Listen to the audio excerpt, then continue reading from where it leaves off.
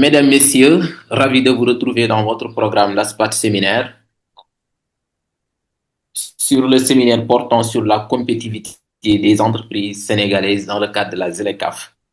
Le LASPAT est un laboratoire de recherche interdisciplinaire de l'Université Gaston Berger de Saint-Louis du Sénégal. Il impulse une recherche dynamique sur les questions liées à la transformation digitale, au genre et à la démocratie, à l'édition scientifique, aux politiques publiques, au panafricanisme et aux relations internationales. Le LASPAT accorde une grande importance à la formation des jeunes chercheurs et au partage des savoirs. Les séminaires du LASPAT répondent à ce double objectif en mettant en avant le travail de recherche des doctorants et en ouvrant les séminaires à un vaste public. Permettez-moi de me présenter. Je suis Mohamed Baye, doctorant à l'Université Gaston Berger de Saint-Louis en sciences politiques, et plus particulièrement les relations internationales. Parallèlement, je suis assistant chercheur au LASPAT et je prépare une thèse de doctorat sur la ZLECAf. La ZLECAf qui marque une étape décisive dans le processus d'intégration économique du continent. Cet accord offre de nouvelles opportunités commerciales, mais aussi de grands défis pour les entreprises sénégalaises. Dans un contexte de diplomatie économique, ce séminaire vise à analyser les facteurs de compétitivité des entreprises du Sénégal face à la libéralisation des échanges africains. Il s'agira de comprendre comment les acteurs économiques nationaux peuvent tirer profit de la ZLECAf pour renforcer leur position sur les marchés régionaux. Nous accueillons aujourd'hui M. Souleymane Diallo, qui nous a fait l'honneur d'être notre intervenant dans ce cycle de séminaire. M. Diallo est ingénieur statisticien, économiste de la promotion 2003. Il a travaillé à la statistique jusqu'en 2011, puis au CEPOD en tant qu'expert en économie du développement jusqu'en 2013. Ensuite, il a été directeur de cabinet dans les départements ministériels en charge de l'agriculture au ministère du Plan, ministère de l'Environnement et des Télécommunications jusqu'en 2019. De 2019 à 2021, Michel Diallo est conseiller technique au ministère de l'Économie, du Plan et de la Coopération. De 2021 à 2023, il a été coordonnateur à la direction de la planification des politiques économiques, mais depuis 2023 à nos jours, il est le directeur général de la planification et des politiques économiques du Sénégal. Michel Diallo est aussi auteur de l'ouvrage Radioscopie des exportations sénégalaises en perspective de la ZLECAf. Bonjour, Monsieur Diallo. C'est un honneur pour moi Bonjour. de partager avec vous ce panel sur un sujet d'une importance capitale pour l'avenir économique du Sénégal. Donc, après une présentation d'une demi-heure, nous allons vous poser quelques questions. Merci, la parole est à vous. Merci beaucoup, M. Mbaye. Je vais dire docteur Mbaye parce que je sais que c'est sous peu, Inch'Allah. Inch'Allah, Amin Merci Yara. beaucoup, merci beaucoup également au laboratoire. En tout cas, d'abord, je tiens à féliciter l'APSAT qui vraiment engage une initiative salutaire dans ce pays. En tout cas, l'initiative qui consiste à profiter, à contribuer efficacement à l'animation du débat économique dans ce pays. Je pense que c'est salutaire, c'est très important. Il faut le souligner, l'encourager. Et c'est pourquoi, malgré mon emploi temps chargé, j'ai tenu quand même à contribuer à l'animation de ce débat et à l'animation de ce laboratoire parce que je pense qu'on en a besoin dans ce pays. Et même en Afrique, globalement, on en a besoin pour que le débat soit davantage orienté sur les questions économiques. Comme le disait un ancien président américain, the economic is to be. Ça fait vraiment, c'est ça qui détermine le reste, en tout cas, le destin des peuples et des nations. Merci beaucoup. Donc, je disais, de m'avoir invité pour parler un peu de cette thématique en rapport avec le livre que j'ai eu à éditer dans ce domaine entre 2020 et 2021. Je pense qu'il a été publié en 2022.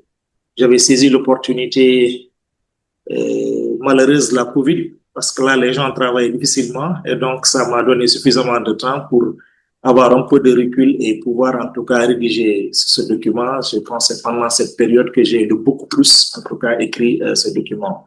intitulé Radioscopie des exportations sénégalaises en perspective de la ZLECAf. C'est ce document que vous voyez là. Donc, c'est vrai également qu'à la DGPPE, nous travaillons beaucoup sur toutes les questions de politique économique et donc par ricochet de politique commerciale en rapport avec le ministère en charge du commerce. Nous avons un service ici sous ma direction qui est la cellule de suivi de l'intégration qui s'occupe des problématiques d'intégration. Donc, il travaille en collaboration avec le ministère du commerce sur les questions d'intégration, particulièrement sur la problématique de la ZLECAf. Donc, comme vous le dites, la ZLECAf, c'est la zone de libre-échange continentale africaine. Aujourd'hui, ce qu'il faut dire, c'est que le Sénégal, comme la plupart des pays africains, ont engagé des processus d'intégration en Afrique. Nous souhaitons vraiment renforcer l'intégration économique, l'intégration financière, et peut-être un jour l'intégration politique, ce qui est plus difficile. Bon, mais en tout cas, l'intégration économique, le Sénégal, il faut dire que déjà, on est membre de l'UEMOA. Il y a 8 pays, dont le Sénégal. Il y a une intégration économique, financière, on est vraiment une intégration, on partage une monnaie commune, on a une politique monétaire commune, on a une banque centrale, on a une union bancaire qui fait que nous avons un marché financier régional, que ce soit un État ou une entreprise sénégalaise, si elle souhaite lever des fonds, elle peut lever des fonds à partir du Sénégal ou des 8 pays de l'UEMOA. Ça, c'est une avancée notable en matière d'intégration économique, financière, d'union bancaire. Nous avons également, dans un cadre un peu plus large que l'UEMOA ou avec la CEDEAO, nous avons avec la CEDEAO également une union douanière. Nous avons avec la CEDEAO une union douanière. Nous avons également beaucoup travaillé avec la CEDEAO sur la liberté de mouvement. Vous savez que en Afrique, en principe, je ne pense pas si après les pays d'Afrique australe l'ont fait, mais nous sommes la seule zone dans les 15 pays où on peut se déplacer sans visa. Ça a l'air anodin, mais c'est beaucoup pour les pays africains. Vous pouvez voir des pays voisins, j'en connais, je ne vais pas citer des exemples, des pays voisins liés par l'histoire, la géographie, mais pour lesquels, pour aller du pays A au pays B, il faut un visa. Pour nos 15 pays de la CEDEAO, on peut voyager dans tout l'espace de la CEDEAO, du Sénégal au Nigeria, juste avec une pièce d'identité.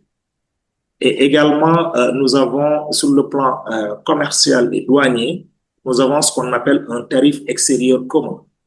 C'est-à-dire, en fait, nous considérons que nous sommes un blocus douanier. Si quelqu'un veut s'introduire dans le groupe CEDEAO, pour beaucoup de produits, il subit d'abord les mêmes taxes douanières, ce qui est bien, on harmonise, parce que sinon quelqu'un peut entrer dans un pays, passer par ce pays pour arriver dans l'autre pays. Mais ici, nous avons en réalité les mêmes taxes douanières. Le tarif extérieur, comme nous avons 5 bandes, dont la plus importante, qui est une bande très dissuasive, c'est une bande de 35%. Il y a des produits qui sont frappés de 35% de droits de douane s'ils doivent entrer dans la CEDEAO. Et aujourd'hui, nous avons une autre bande de 20%, une bande également de 10%, une bande plus faible de 5%, et après, il y a les produits qui sont exonérés de droits de douane, pas de TVA, j'ai bien de droits de douane. Ça, c'est les 5 bandes de droits de douane que la CEDEAO a mis en place progressivement, pas tout donc progressivement, parce que c'est les 4 bandes de l'UEMOA d'abord qui ont été mises en place. La CEDEAO est venue s'approprier des 4 bandes et a rajouté la 5e bande, qui est en fait la bande de 35%. Donc, dans la CEDEAO, et tout ceci fait en réalité que ça crée un marché, ça crée une zone relativement protégée vis-à-vis des autres, vis-à-vis du monde globalement, parce que c'est vis-à-vis du monde globalement. Que ce soit un pays, que ce soit les États-Unis, que ce soit la France, que ce soit le Cameroun, oui, qui est frontalier du Nigeria, si le Cameroun veut venir, que ce soit même la Mauritanie qui n'est pas dans la CEDEAO, à moins qu'il y ait des accords bilatéraux, puisque la Mauritanie s'est retirée. Si la Mauritanie veut exporter des produits au Sénégal, ces produits sont frappés du même régime douanier que si c'était un pays français. Donc, les 15 pays, ça favorise vraiment les échanges commerciaux entre les pays. Ça permet de renforcer les tissus industriels, la compétitivité des entreprises au sein des pays pour intensifier l'échange à l'intérieur de la zone. Les échanges à l'intérieur de la zone, par contre, ne sont pas aussi intenses qu'on l'aurait souhaité. Ils ne sont pas aussi intenses, c'est entre 12 et 15% des échanges que nous faisons qui tournent, qui sont des échanges que nous faisons entre pays de la CEDEAO. Ça se comprend également. Quand on voit les structures économiques des différents pays de la CEDEAO, vous vous rendez compte que globalement, c'est des pays qui misent davantage sur des produits, sur des matières premières. Et aussi, vous voyez, beaucoup de pays ont beaucoup de similitudes. Beaucoup de similitudes. Même si le Sénégal est un pays qui se distingue un peu des autres pays, de par même la nature des ressources naturelles disponibles au Sénégal, qui est un peu différente de celles qui sont disponibles dans les autres pays. Mais globalement, c'est des produits agricoles et des produits miniers sur lesquels les pays de la CEDEAO s'appuient davantage. Si vous prenez le cas du Sénégal, pourquoi j'ai dit on est exceptionnel, peut-être c'est un des pays qui exporte beaucoup de poissons, ce qui n'est pas le cas des autres pays de la CEDEAO. Ça distingue par exemple le Sénégal. Mais quand vous prenez voilà, les autres, le phosphate, on en fait, le Togo en fait. Si vous prenez le coton, on en fait un peu, le Mali en fait, le Burkina en fait, le Bénin en fait, ce sont les produits phares de ces pays.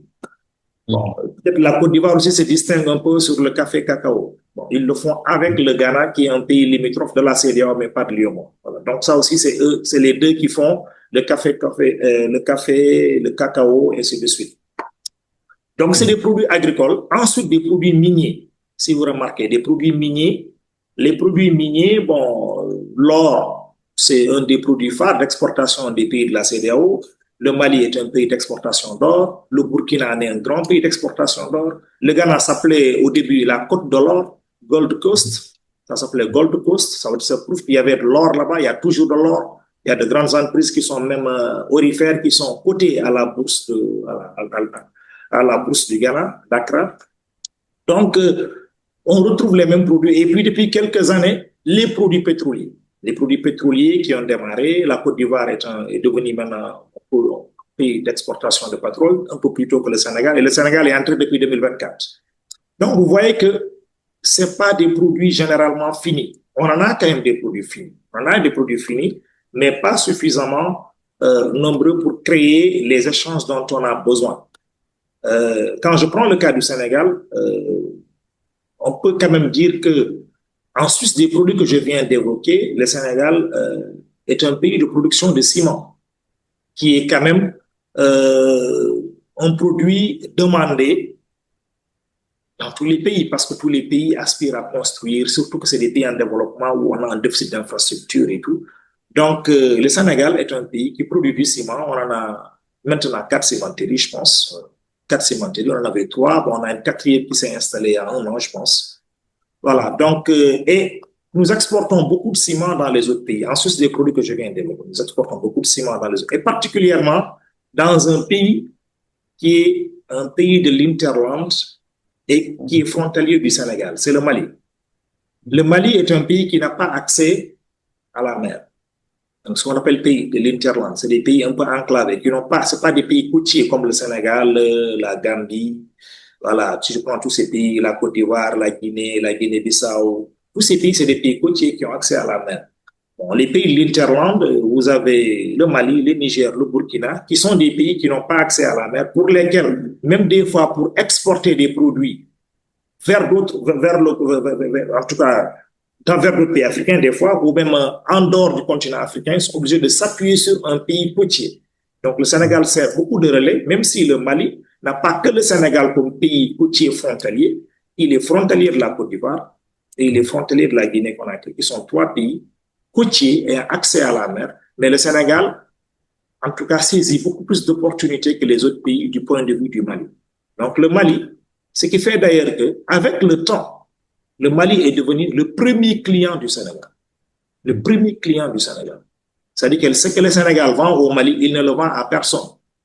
À tout pays confondu. Bon, jusqu'à récemment, je vais nuancer. C'est ce qui, jusqu'à récemment, jusqu'à ce qu'on commence à exporter du pétrole, ce qui n'était pas dans mon document parce que ça s'est exporté. On a commencé en 2025, 2024, à partir du second semestre 2024, on a commencé le pétrole. C'est récent parce que le pétrole est un cas particulier.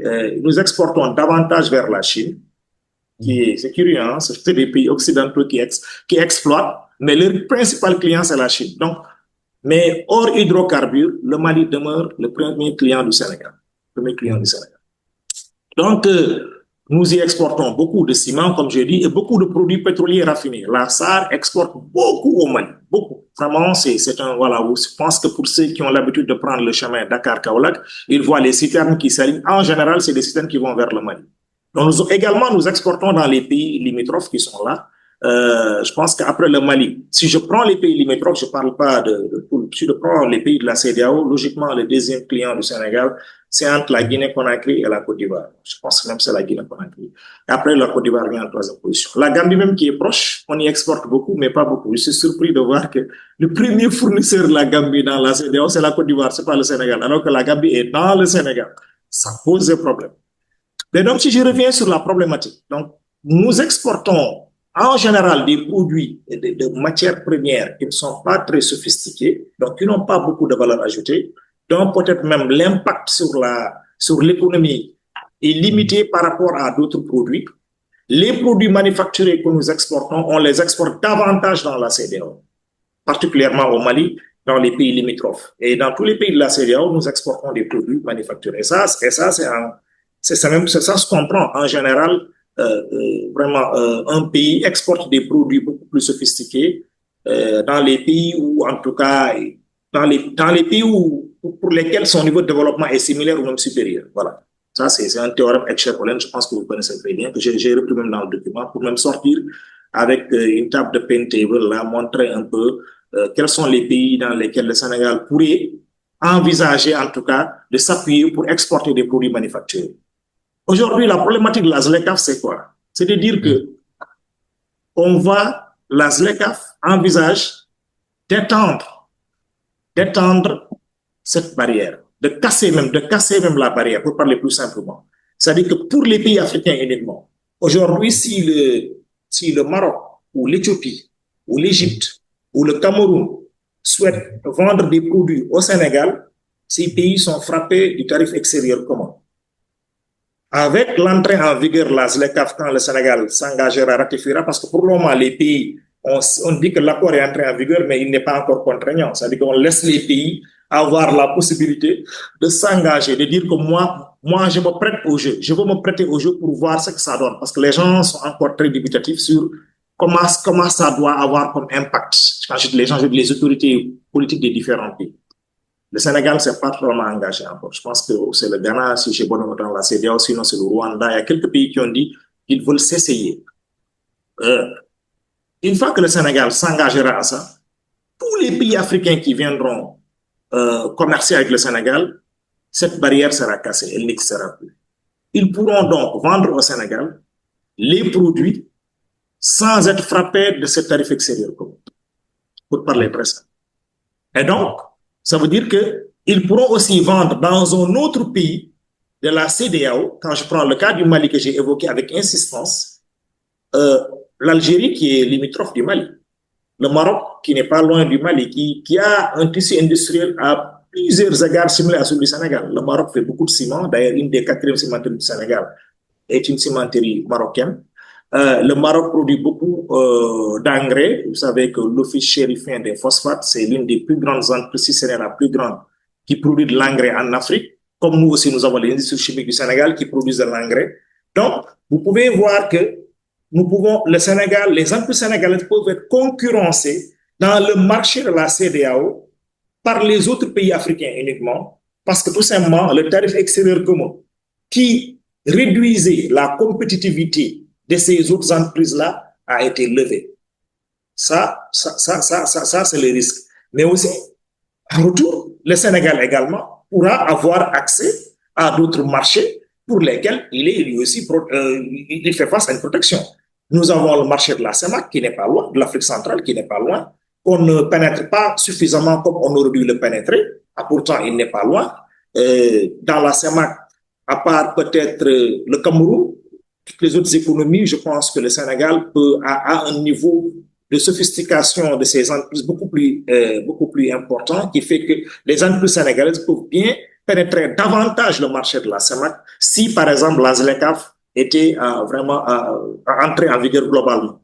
Nous avons des produits que nous vendons dans ces pays, du tabac, nous vendons beaucoup par exemple, les bouillons alimentaires, nous en vendons beaucoup dans ces pays, mais c'est sûr qu'on pouvait gagner davantage de marché, des perruques, quelques produits de cosmétiques de beauté que nous exportons dans ces pays. On pouvait en exporter davantage si jamais cette barrière est levée. On peut aller même plus loin que les pays de la CEMAC, aller peut-être également dans les pays d'Afrique de l'Est, parce que là-bas également, vous savez, l'Afrique de l'Est et l'Afrique australe, toute cette bande orientale de l'Afrique là, ils ont une zone qu'ils appellent la SADC, qui également est une zone qui essaie, je pense, à part la CEDEAO, qui est un peu plus la plus avancée. Et donc, cette zone également définit ses barrières, définit son tarif extérieur commun, fait ceux qui vivent dans cette zone considèrent également qu'ils doivent s'entraider, se protéger vis-à-vis de tous les autres, y compris les autres pays africains. Donc, l'entrée en vigueur de la ZLECAf fera en sorte que le Sénégal pourra également pénétrer davantage ces marchés.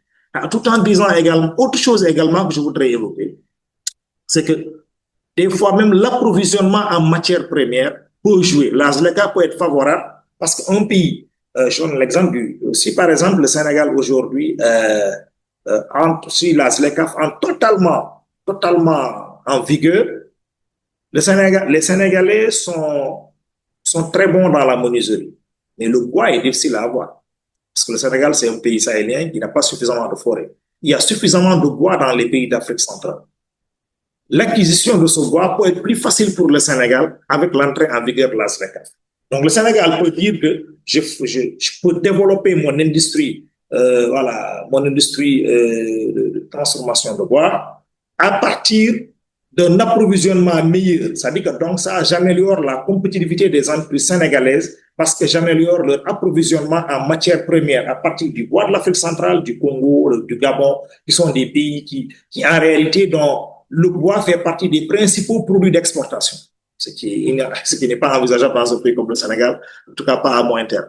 Donc, ça également, c'est une perspective sur laquelle des entreprises sénégalaises peuvent tabler pour se dire que le démantèlement de toutes les barrières tarifaires au niveau continental dans le cadre de la ZLECAf peut permettre à des entreprises sénégalaises, en tout cas, de disposer de matières premières et peut même redéfinir la carte industrielle africaine, puisque si après on se rend compte que d'où est-ce qu'on se positionne en Afrique, il n'y a pas de problème pour pénétrer les autres marchés.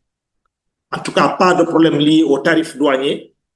Une entreprise peut décider de s'installer quelque part, elle peut dire que bon, du point de vue du compte tenu de la stabilité politique du Sénégal, compte tenu de plusieurs facteurs, je préfère me positionner au Sénégal pour mieux pénétrer le continent africain à partir de certains produits. Comme aussi, des entreprises pourront penser à quitter le Sénégal. Il ne faut pas l'exclure. C'est valable des deux côtés. C'est valable des deux côtés.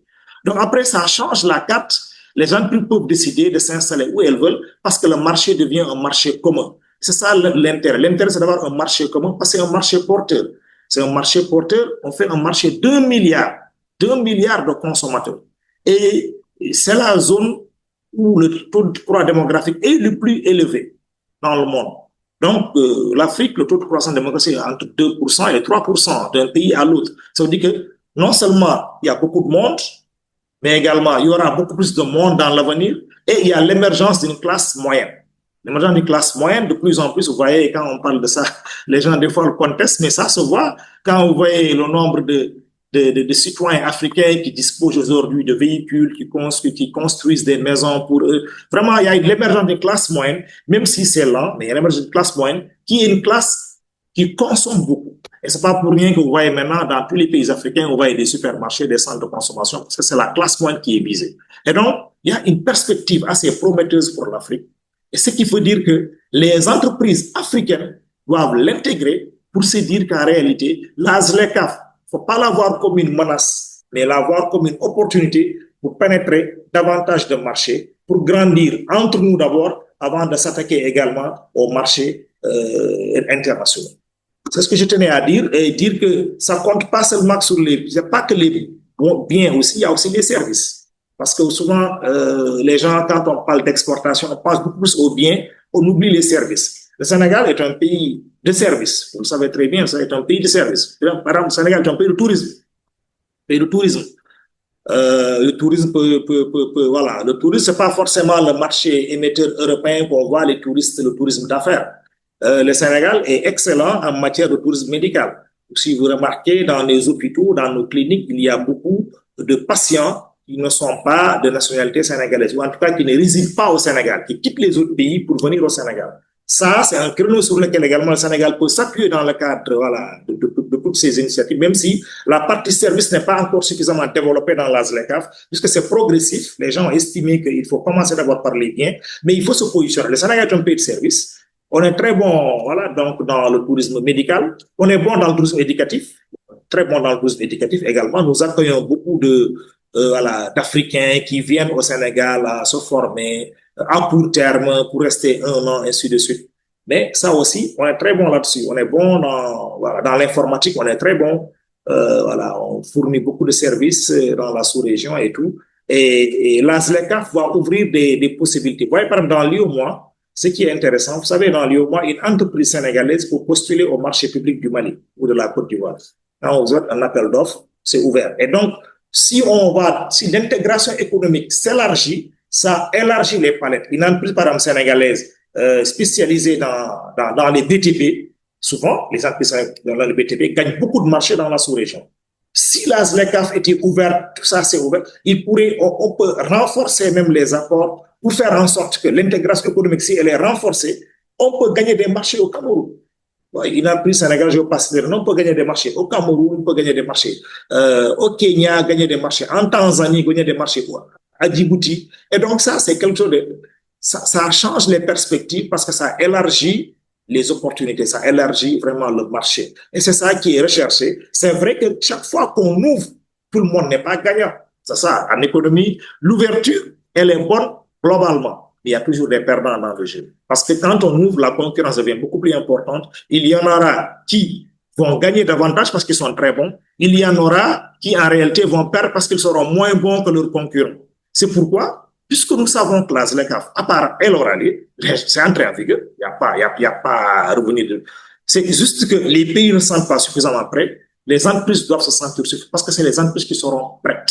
C'est les entreprises qui vont pousser les pays à entrer. C'est une opportunité, c'est un marché en ébullition et vraiment, je pense que les entreprises sénégalaises doivent intégrer cela dans leur stratégie de développement, de renforcement de leur compétitivité, voilà, de recrutement de personnel de qualité, et ainsi de suite. Vraiment, donc, on doit miser sur la formation et puis l'État également doit accompagner dans les facteurs de production pour rendre, par exemple, l'électricité accessible à moindre coût. Tous les facteurs de production qui doivent jouer sur la compétitivité des entreprises qui sont du ressort de l'État doivent être mis en place. Et à côté, les entreprises doivent développer leur stratégie de compétitivité, puisque deux entreprises dans le même milieu, elles bénéficient des mêmes facteurs externes, du même environnement, mais entre elles, il faut qu'il y ait de la concurrence, la compétition en matière d'organisation, en matière de gestion de la connaissance, en matière d'ingénierie, en matière de recherche, en matière d'acquisition de technologie, en matière donc de concurrence sur les ressources humaines de qualité, pour pouvoir être des entreprises qui sont des hubs qui vont vraiment attaquer ce grand marché qui est le marché africain. Je ne sais pas si j'ai parlé très, très, très longtemps. En tout cas, je pense pas que j'ai fait 30 minutes, mais bon, je pense que je peux m'arrêter là en attendant et puis peut-être vous laisser la parole et puis on pourra échanger sur d'autres points. Je vous remercie. Merci beaucoup, M. Diallo, pour cette brillante présentation. Mais bon, puisque vous avez parlé d'une cellule de suivi de l'intégration, donc ma première question va porter sur la ZLECAF.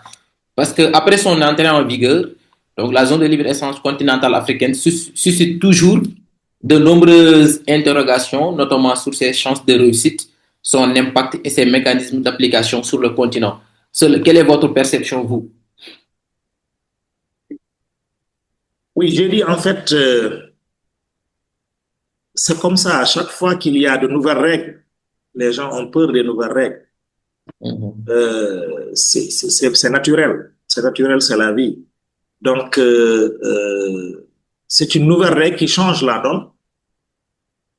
Comme j'ai dit, il y aura des gagnants et des perdants. Il faut s'arranger à faire partie des gagnants.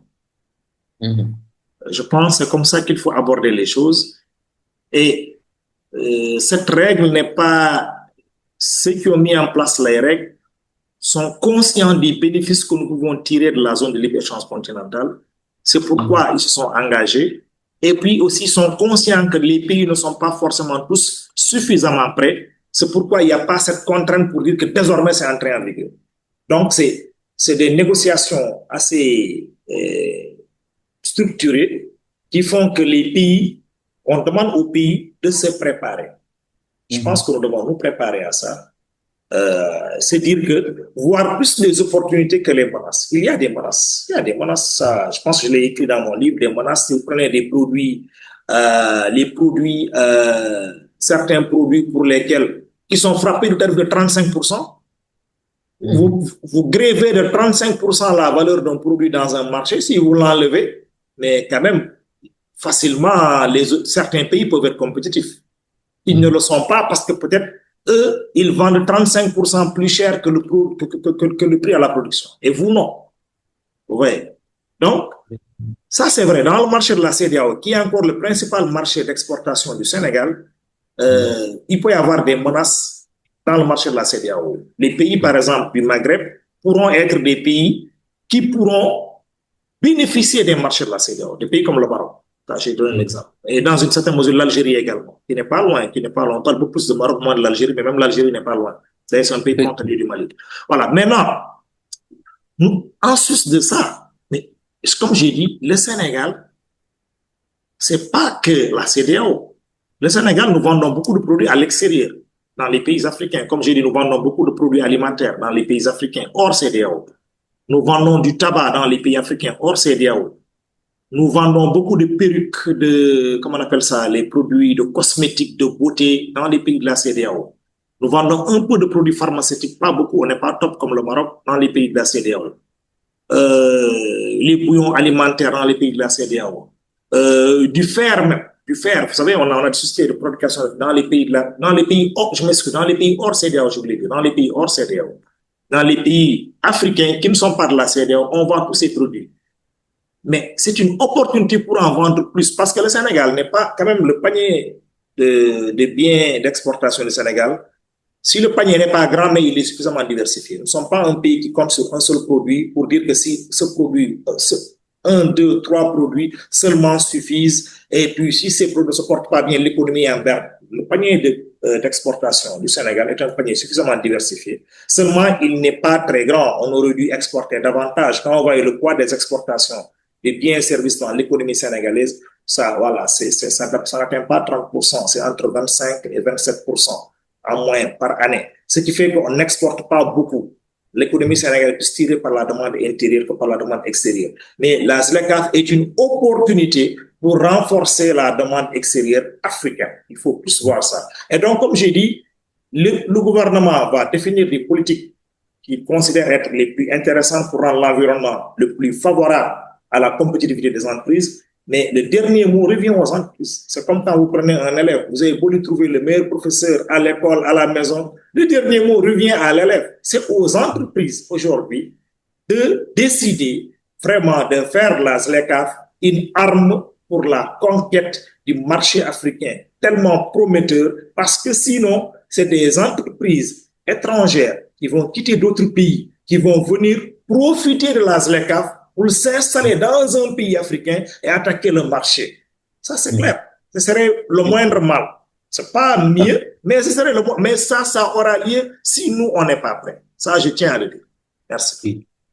Merci beaucoup, Michel Diallo. Donc, on peut dire que si nous prenons l'analogie du football, on peut dire que la ZLECAf, donc, c'est comme la CAN.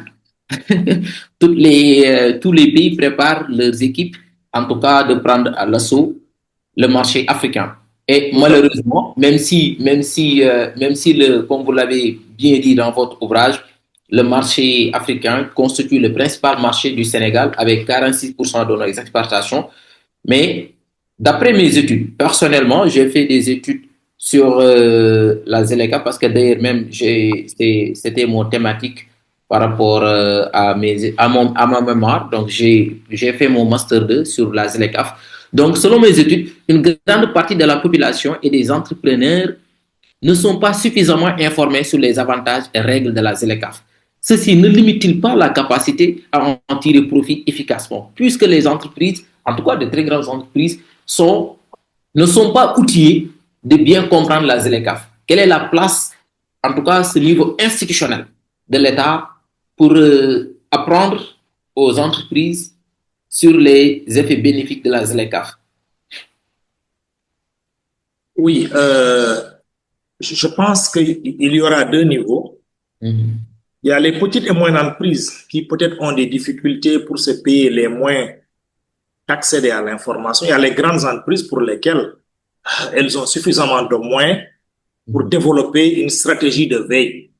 Une grande entreprise développe une stratégie de veille, développe une politique interne parce qu'elle a quelque part un service à l'intérieur de cette grande entreprise qui regarde le marché, qui regarde la législation en cours dans le pays et en Afrique. Ça, toutes les grandes entreprises le font.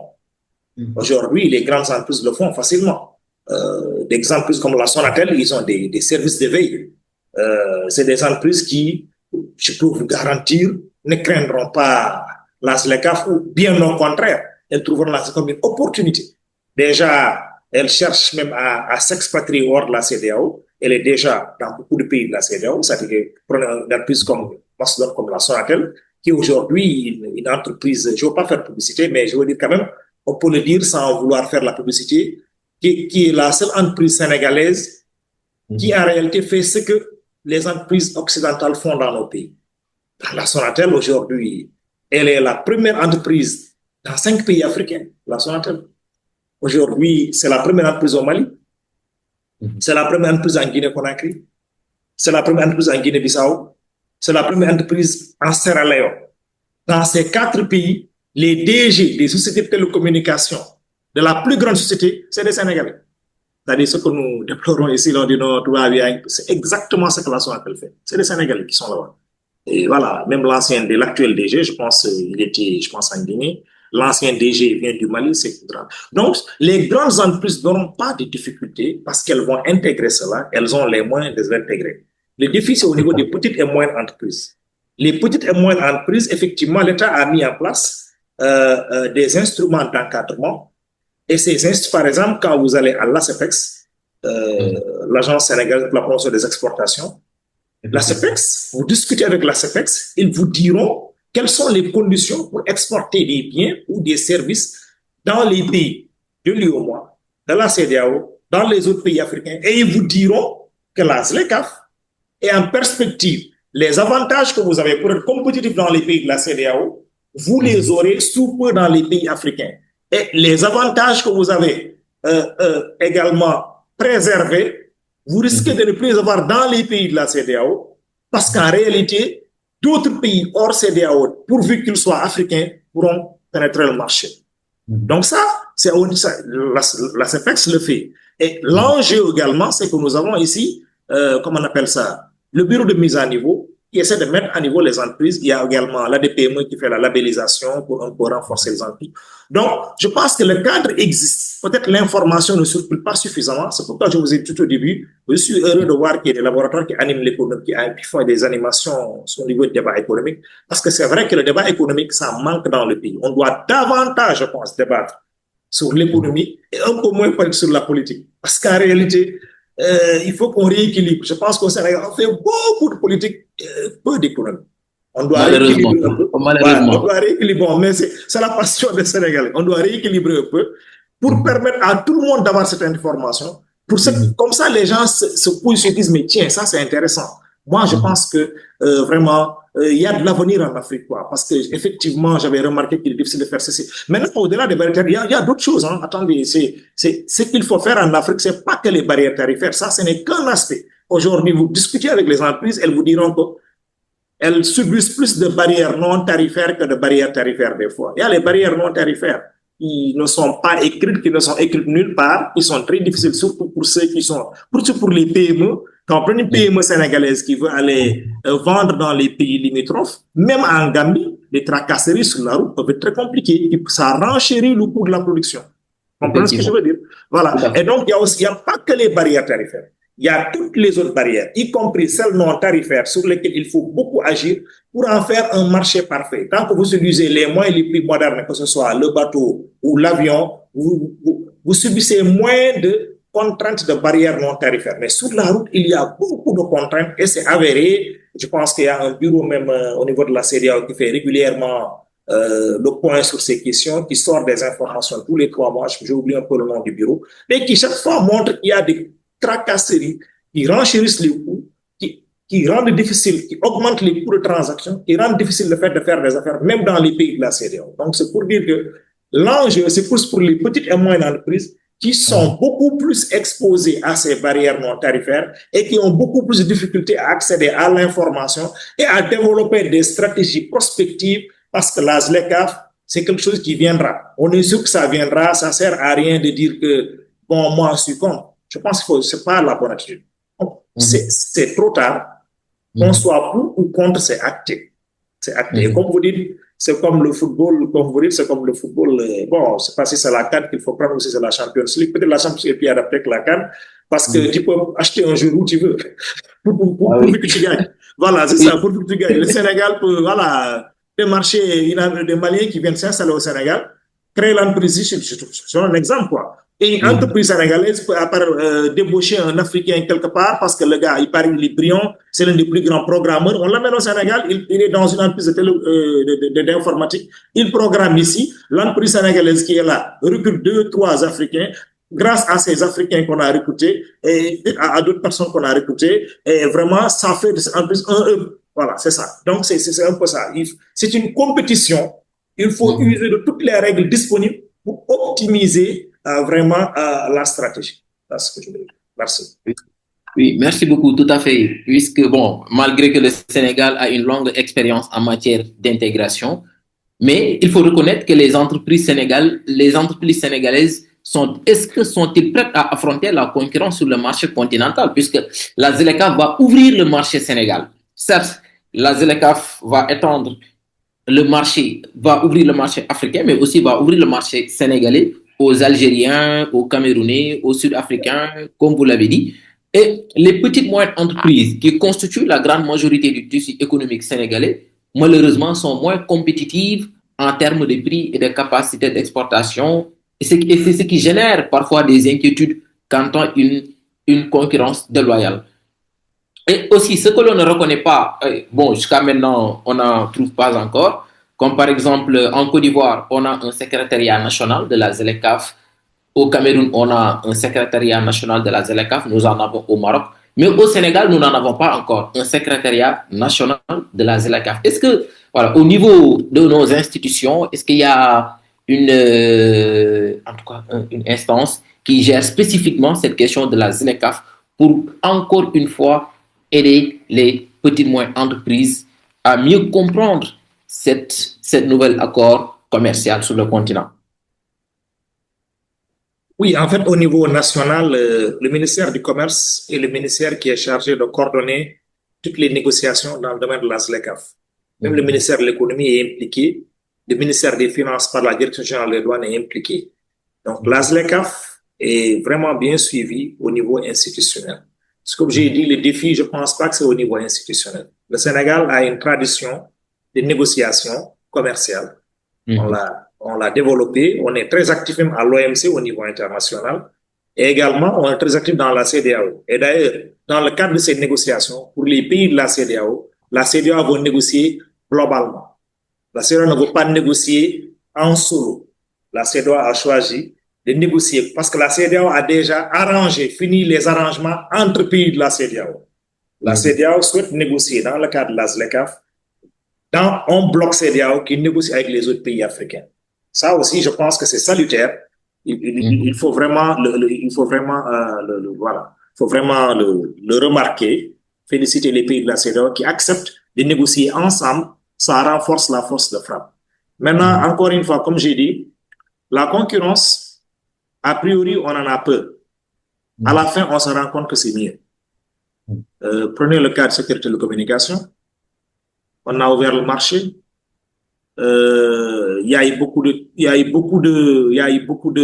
peur, mais le marché est devenu plus dynamique. Les prix ont baissé, les consommateurs ont gagné parce que c'est pas que les entreprises dans un état. Le bien-être d'un pays, c'est le bien-être des entreprises, le bien-être des consommateurs, c'est-à-dire entreprises, c'est les producteurs, c'est les consommateurs, ça c'est la population, et c'est également l'État. L'État a gagné. Donc, la concurrence n'est pas forcément mauvaise. Je prends le cas de la cimenterie, où la concurrence est un peu plus récente. Je pense que les télécommunications, je pense on avait la Sonatel jusqu'à ce qu'il y ait Tigo, ensuite Expresso. Bon, après Tigo est devenu Yas, je pense Free puis Yas. Mais les gens ont paniqué. Ce que ça a fait, c'est que c'est les prix qui ont baissé. Quand vous prenez les transferts d'argent, quand Wave est arrivé, ça a été positif, en tout cas pour la population. Ça a été positif pour la population. Le coût des transferts d'argent était plus élevé avant qu'après. C'est clair. Et pourtant, les sociétés, je n'ai pas entendu une société dire que je vais arrêter de faire les transferts parce que depuis que, par exemple, une nouvelle entreprise est là, elle a tellement cassé les prix que je ne m'en sors pas. Vous comprenez ce que je veux dire? Ça, c'est un fait. Donc, je pense qu'on ne doit pas craindre la concurrence. Quand on prend le secteur de la cimenterie, quand il y a eu la concurrence récemment, cette concurrence, comment on appelle ça, on a pensé que les sociétés vont tomber en faillite. Elles ne sont pas tombées en faillite. D'abord, il y a une concurrence par la qualité. Les gens ont augmenté la teneur en ciment. La qualité a augmenté. Ensuite, les prix sont en train de baisser. La concurrence, il ne faut pas l'exclure. À chaque fois qu'on a voulu protéger des gens et les épargner de la compétition, le risque, c'est qu'ils dorment sur leur laurier, qu'ils n'améliorent pas la qualité du produit. La qualité d'un produit doit être améliorée. C'est-à-dire que la concurrence, c'est ce qui améliore le bien-être. C'est comme dans une école. Quand vous êtes seul dans votre classe, vous ne faites pas d'efforts. Quand vous êtes trois, vous faites plus d'efforts. C'est pas pour rien que des fois, dans les écoles, on regroupe tous les premiers des classes, on les met dans une classe. Mais tu étais premier là-bas. Tout le monde ne va pas être premier dans une classe. Tout le monde ne sera pas ex aequo. Alors qu'au début, a priori, on avait une classe où vous regroupez tous les premiers d'un centre, vous les mettez dans une classe, c'est pour qu'ils fassent plus d'efforts. Peut-être le gars était premier avec une moyenne de 16, il va être troisième avec une moyenne de 18. Au bout du compte, il a progressé. Il est troisième, mais il a une moyenne de 18. Il avait une moyenne de 16 avant de venir dans là. Il s'est battu parce qu'il s'est rendu compte que là, il doit faire plus d'efforts pour être premier, mais il ne l'est pas. Quelqu'un a une moyenne de 18, 50. C'est pas grave. Au bout du compte, l'économie en bénéficie. Et le monde est ainsi fait. C'est comme les nouvelles technologies qui, chaque fois, les gens ont pensé qu'elles vont détruire des milliers d'emplois et donc il y aura le chômage. Ça, c'est jamais réalisé. C'est des prophéties qui se sont jamais réalisées. Jamais dans le monde entier, c'est pas valable pour le CERF, c'est jamais réalisé. Les technologies ont des gagnants et des perdants. Mais quand tu regardes le global, les gens gagnent plus qu'ils ne perdent en termes de bien-être. Ainsi va la vie. C'est comme ça, c'est toujours comme ça. C'est toujours comme ça, on vous dira que comme maintenant il y a des véhicules, est-ce que cher qui d'ailleurs, pour des moyens de transport. Mais ça dit que le monde va progresser. Et moi, je crois à la ZLECAf, je pense que c'est une opportunité pour le marché africain. Il faudrait qu'une entreprise comme Sococim puisse vendre facilement au Cameroun son ciment, pourvu qu'il soit le plus compétitif. S'il ne l'est pas, il sera obligé de l'être. Et aussi, un marché, c'est ça, il sera obligé de l'être. Parce que c'est une question. Et donc, ce qui est important, c'est de s'y préparer. C'est-à-dire, on protège les gens, c'est pour les permettre de grandir. Mais on ne les protège pas à vie. Chaque fois que vous protégez à vie une entreprise, vous faites du tort à l'entreprise. Vous faites du tort. D'abord, elle n'a plus le courage d'aller vers la concurrence parce qu'elle est habituée à la protection.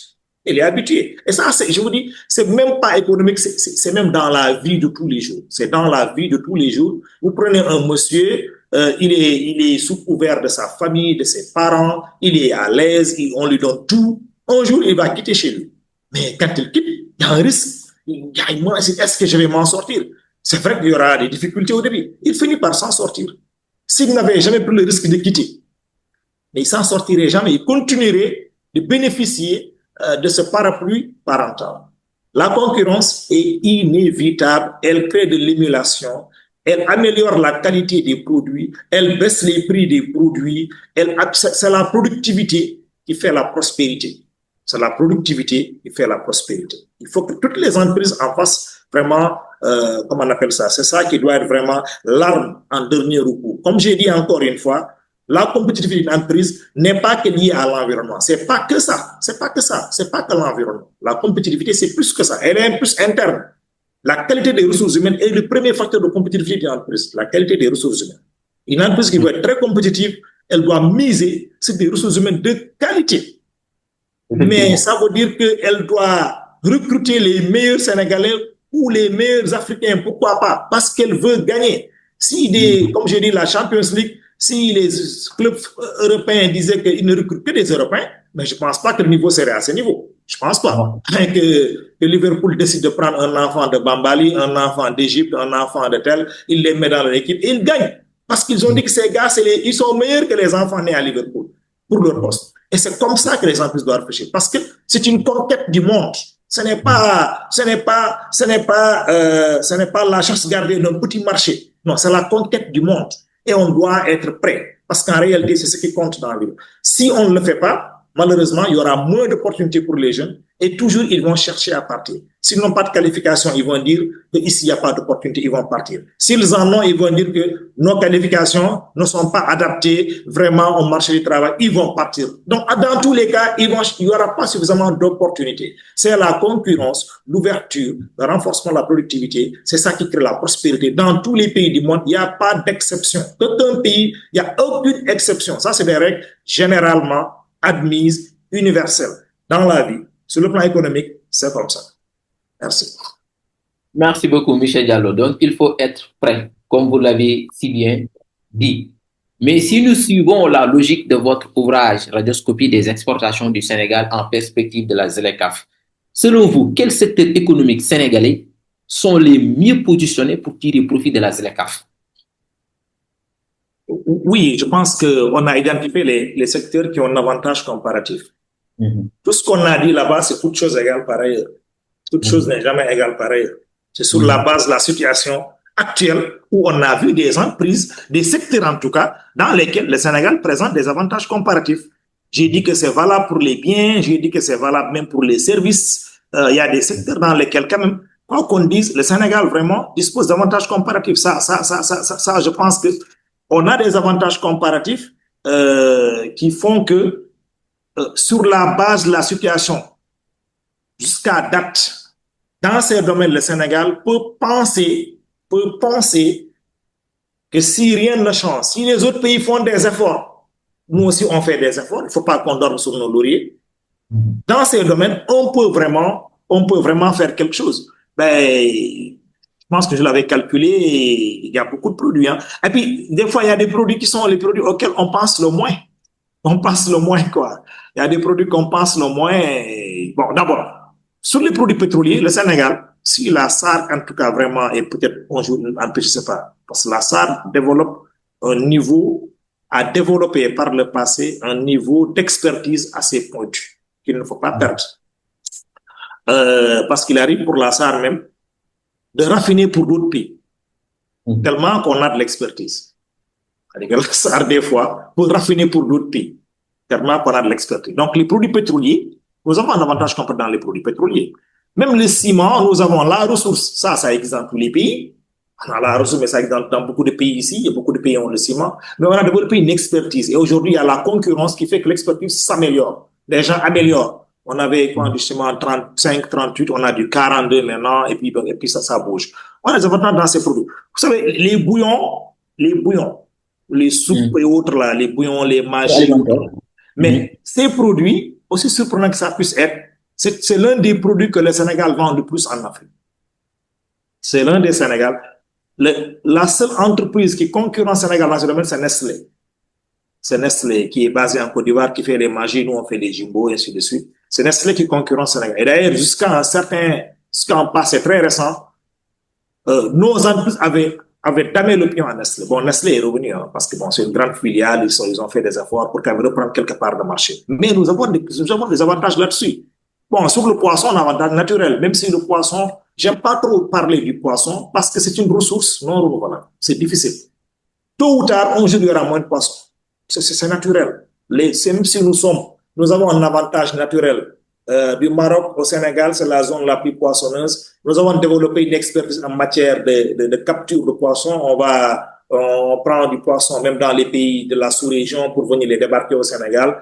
Voilà. Et puis, mais le poisson, on a cette expertise, mais je mise pas trop sur ça parce que la tendance, quels que soient les efforts que le gouvernement fait, et c'est des efforts sanitaires pour quand même maintenir un peu la ressource, pour impulser une gestion rationnelle des ressources halieutiques avec des pauses, ainsi de suite. Mais la tendance naturelle, c'est que les poissons vont se raréfier. C'est naturel dans la vie. C'est naturel. C'est-à-dire que dans la vie, tout finit par être domestiqué. Tout ce qui est capture directe d'une ressource dans la nature finira par s'arrêter un jour. C'est comme ça que tous les pays du monde ont cessé la cueillette pour faire de l'agriculture. Les pays ont cherché de faire la chasse pour faire maintenant de l'élevage. Parce que la chasse, avant, c'était simple. Tu peux trouver un lapin derrière, là, à 1 kilomètre de chez toi. Mais ce n'est plus possible. On le voit nulle part maintenant, dans le monde entier quasiment. Donc, la pêche, pour moi, n'est pas l'avenir à long terme. C'est l'aquaculture. C'est l'élevage du poisson qui est l'avenir. Mais quand même, on a un avantage là-dessus. On peut y miser peut-être sur 10 ans, 15 ans. Mais un jour, il faut... Les produits de beauté, de maquillage, on est bon là-dessus. C'est des produits sur lesquels nous avons vraiment, comment on appelle ça, un avantage. Nous avons des avantages sur le sel. Le sel, le Sénégal. On devrait quand même, ça devait être l'or blanc du Sénégal. Nous avons des avantages qu'on peut renforcer. Nous avons suffisamment de sel. Et je vous dis, les produits dérivés qui peuvent être faits à partir du sel sont énormes. Il y en a beaucoup de produits qui peuvent être faits à partir du sel. Et le sel, on en a tellement qu'on pense qu'on en a trop. Alors qu'on pouvait en faire l'or. On en a tellement. Ça nous crée plus de problèmes actuellement d'ailleurs parce que ça salinise les terres ne deviennent pas fertiles. Mais ça pourrait faire de toute cette zone-là, toute cette zone le long de la côte, là, un Eldorado pour le Sénégal pendant des années. En plus, le sel, voilà, c'est même pas une ressource tarissable, quoi. C'est, voilà, tant que les conditions climatiques sont là, la zone c'est salé, c'est pas difficile d'extraire du sel. On a beaucoup d'avantages. Donc, on a une entreprise qui fait du sel, une seule que je connais, après Salin du Salou, mais on peut en faire davantage. Mais il y a d'autres domaines également, il y a d'autres domaines auxquels on ne pense pas trop. Je le disais souvent, quand vous prenez des domaines comme la fabrication de mèches, de perruques, articles similaires, ça, le Sénégal est le pays qui en exporte le plus en Afrique. Je pense qu'on a des entreprises, voilà, vous connaissez les entreprises. Je ne vais pas faire publicité trop, mais bon, je pense à des entreprises comme, voilà, comme Linda, je pense, qui est, voilà, à côté à l'entrée du péage, là. Mais c'est des entreprises qui exportent. Si vous regardez la base de données africaine, nous sommes le pays qui exporte le plus de produits de mèches. C'est des produits qui ont l'air banals, mais il faut exporter. Il faut produire beaucoup et exporter. Nous avons des avantages là-dessus. Et peut-être qu'on va gagner parce que c'est des produits qu'on n'exporte même pas forcément trop dans la CEDEAO, mais plus dans les autres pays africains. Ça veut dire qu'on peut en exporter davantage avec la SLECAF. Davantage avec la SLECAF. Et ça, vraiment, ça, je pense que les gens, souvent les gens hésitent. Ils savent pas que c'est possible, mais c'est possible. Le tabac, on a des avantages comparés sur le tabac. Nous n'avons pas de tabac. Le Sénégal n'a pas de tabac comme ressource naturelle. Parce qu'il y a des gens qui produisent le tabac comme ressource parce que c'est des plantes. Mais le Sénégal importe la matière première, transforme et en produit beaucoup. Et nous sommes une société. Le pays est un pays de production de tabac depuis les indépendances. Donc, il y a un savoir-faire. Même si une entreprise ferme, une autre ouvre, on peut recruter ceux qui étaient là-bas. Parce que le savoir-faire industriel, c'est ça aussi. Si les gens ont acquis de l'expérience, il y a des ouvriers qualifiés, il y a des techniciens qualifiés, il y a des ingénieurs qualifiés qui ont travaillé depuis des années. Ça également, c'est quelque chose que nous produisons. Bon, les produits chimiques, vous savez, bon, même si on est très vulnérable sur les produits chimiques, parce que, par exemple, sur l'engrais, on ne parvient pas à être très compétitif, alors qu'on en phosphate d'excellente qualité, aussi bien dans la région de Thiès qu'à Matam. Mais aujourd'hui, le Maroc nous donne totalement le pion sur ce produit.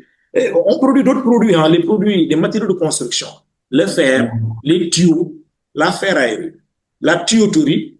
On a beaucoup d'entreprises sénégalaises qui sont là. Et depuis les indépendances sont là, ainsi que des produits cosmétiques. On ne s'en rend pas compte.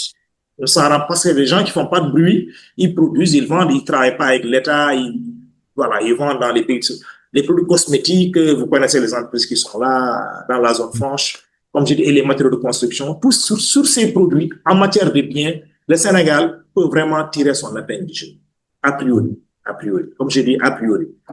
Si on ne dort pas sur nos lauriers, ça quand même c'est clair. Bon, maintenant, il y a d'autres produits également, mais bon, il faudrait que les gens fassent beaucoup plus d'efforts. En tout cas, l'industrie plastique, le Sénégal peut faire des efforts. L'industrie plastique, on peut faire parce qu'on a aussi de l'expérience sur l'industrie plastique, des chaussures, des nattes, on a produit des chaises, les fauteuils en plastique. Ça, le Sénégal en produit depuis des années, gagne des marchés, exporte dans la sous-région, peut exporter davantage. Aujourd'hui, il faut juste, parce que la compétitivité, c'est quoi? Si on a les barrières tarifaires, c'est les barrières non tarifaires, c'est aussi, il faut pouvoir produire à moindre coût, à qualité égale. C'est ça. C'est ça la stratégie. Donc ça, c'est des produits sur lesquels je pense naturellement que le Sénégal devrait quand même pouvoir vraiment miser, devrait vraiment miser dans le cadre de la SLECAF. Voilà. Merci. Merci beaucoup, Michel Diallo. En tout cas, je prends beaucoup de notes aujourd'hui. J'apprends beaucoup. Voilà. Mais Donc, tout ce que j'ai dit est dans mon livre. Hein. oui, c'est vrai. Je ne l'invente pas du tout. Je l'avais déjà remarqué et puis je l'ai écrit dans un livre. Parce que j'ai exploité toutes les bases données, TradeMap et tout, Penwall, Table, toutes les bases données africaines et internationales sur le commerce. Vous voyez les domaines dans lesquels le Sénégal excelle. Et souvent, ce n'est pas des domaines dans lesquels on parle le plus. Ce n'est pas forcément ce qu'on dit le plus qui est le plus valeureux. Voilà, il y a des produits sur lesquels des Sénégalais se débrouillent dans un domaine et on ne les dérange pas. Ils sont là, calmes, ils ne font pas de bruit, mais ils se débrouillent très bien. Ils font partie, en tout cas, des meilleurs en Afrique. Peut-être que si on les aidait un peu plus, ils pouvaient faire plus encore. Effectivement. Et ça se voit clairement. Ça se voit clairement, cet effort de recherche, surtout quand nous l'avons lu, votre ouvrage, donc on sent clairement que voilà, il y a de la recherche très poussée parce que à partir de ce livre, on voit des choses comme par exemple, vous avez parlé de la plastique, mais aussi le sel comme l'or blanc. Donc, ce sont des choses, quand on parle même des produits exportés par le Sénégal, nous ne citons même pas ces produits. Alors que si nous jetons un coup d'œil à votre ouvrage, on voit clairement que le Sénégal fait des efforts en matière d'exportation, véritablement. Mais aussi, vous l'avez bien dit, malgré ces efforts, ils ont besoin d'un coup de pouce, un coup d'aide. Ils ont besoin de l'aide. Et c'est là où le bas blesse. Donc, et je vais même appesantir ma question sur ça. Donc, pourquoi l'État du Sénégal manque à apporter des politiques d'aide à l'export ou bien même l'accès au financement, à la formation, mais aussi donner de la technologie pour les PME, puisque actuellement nous sommes dans un cadre de concurrence au niveau du continent. Donc, ces petites, moyennes, en tout cas, ces entreprises ont besoin de support et d'aide pour aller beaucoup plus loin. Certes, on n'en parle pas aussi quand on parle des exportations. Les PME, malheureusement, on n'en parle pas. Comme par exemple, vous avez parlé des produits de beauté. Vous savez que le Sénégal, c'est en matière de menuiserie. En matière de menuiserie, donc nous avons une grande expertise à ce niveau-là. Pourquoi jusqu'à maintenant, on exporte nos meubles de la Turquie, parfois des pays comme Algérie, du Maroc, voilà, de la Chine, alors que nous avons une expertise par rapport à la menuiserie, mais aussi, comme par exemple le Dalungai. J'ai fait une enquête à Ngaï Mekhe, voilà, mais eux aussi, leur problème, c'est comment exporter au Sénégal, comment exporter au CEDEAO, alors qu'ils font de très bonnes choses, comme à l'instar du babouche marocain, on dit tous dans le marocain, brakis marocain, alors que au Sénégal, à Ngaï Mekhe, nous en faisons même des choses avec de meilleures qualités, mais on manque de politique d'aide pour l'export. Donc, qu'est-ce que vous pouvez nous dire par rapport à ça? Alors, c'est une réflexion très intéressante. En fait, le défi que nous avons, que les PME ont, c'est le défi du passage de l'artisanat à l'industrialisation. C'est deux choses très différentes. Effectivement. Nous sommes brillants, nous avons de brillants artisans qui ont du mal à faire le saut pour être désindustrialisés. Vous prenez dans le Ngaï, c'est de l'artisanat. Ce n'est pas de l'industrialisation. Je vais vous expliquer quelque chose de très simple. L'artisan, c'est quelqu'un qui travaille dans un atelier. C'est lui l'artisan, c'est lui le DG, c'est le directeur de la production, c'est le directeur du marketing, c'est lui le DRH et c'est le directeur financier. Vous comprenez ce que j'ai dit? Oui, effectivement. L'artisan, c'est lui qui fait tout ça. Vous prenez un couturier ou un gars voilà, un cordonnier à Ngaï, ou bien en tout cas même si c'est à Tilène ici, à Tilène il y en a beaucoup qui le font. Si vous venez, vous rencontrez le cordonnier, celui qui est au service d'accueil. Donc, c'est lui qui s'occupe de ça. S'il voit, c'est celui donc qui fait du commercial avec vous, celui qui gère la comptabilité qu'il a. C'est lui qui, avec quelques apprentis qu'il enseigne, va produire la chaussure. Celui qui va gérer le stock. C'est ça l'artisan. L'artisan est ingénieux, mais il ne peut pas produire en masse. Parce que d'abord, il ne peut pas tout faire lui seul. Il ne peut pas tout faire lui seul. Je voudrais qu'on aborde la question différemment, parce qu'on a toujours pensé au Sénégal, c'est l'État qui devait faire, qui n'a pas fait. Il faut quand même qu'on regarde. Dans les pays occidentaux, ne prends pas un pays comme les États-Unis. Ou les États-Unis, la métallurgie, c'était les forgerons qui sont passés de forgerons à industriels de la métallurgie. Les textiles, c'était les tisserands qui sont passés de tisserands à industriels du textile.